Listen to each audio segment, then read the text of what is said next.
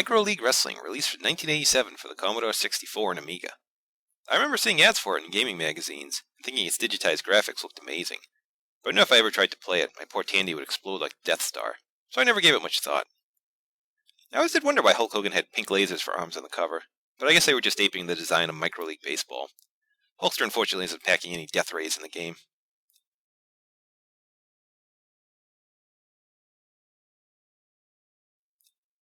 Microleague isn't a midget wrestling game, sadly.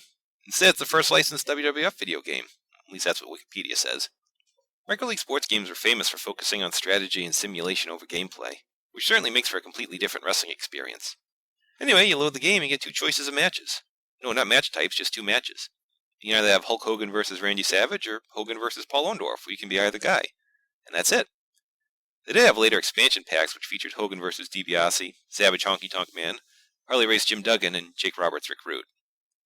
Anyway, you start the game, and after you pick the match, you're given the option of 10, 20, or 60-minute time limit. 60 minutes? What is this, the NWA? Hulkster ain't going past 12 minutes tonight, brah. Then you type in the name of the arena and a neat bit of customization. Then we get interview segments with Mean Gene to start the proceedings. Why couldn't you customize this?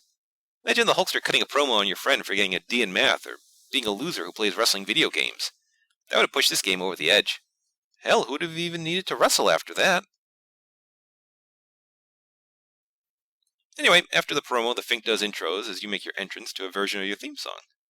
I have to say this, no game I've reviewed so far makes you feel like a part of the WWF like this game does. There's even text commentary from Vince McMahon, Jesse Ventura, and even Bruno. So all you Bruno fans out there, you can watch him talk. Well, there's always Legends of Wrestling where he can powerbomb dudes and stuff. Jesse calls the Hulkster Chump Hogan and says he's overrated, so it looks like the body wrote his own dialogue for the game. Remember that part about simulation? Well, you basically act as a manager for your wrestler. And I don't mean you cut promos or do their taxes. You have a list of moves on the side of the screen, as does your opponent. Each pick one, and the computer calculates who would be likelier to succeed. What's the formula here? I don't know.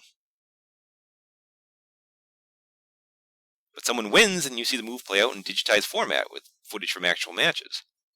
Unfortunately, there's only about 4 frames of animation per move, so Pixar it ain't.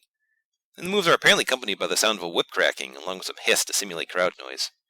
The gameplay makes for some strange transitions.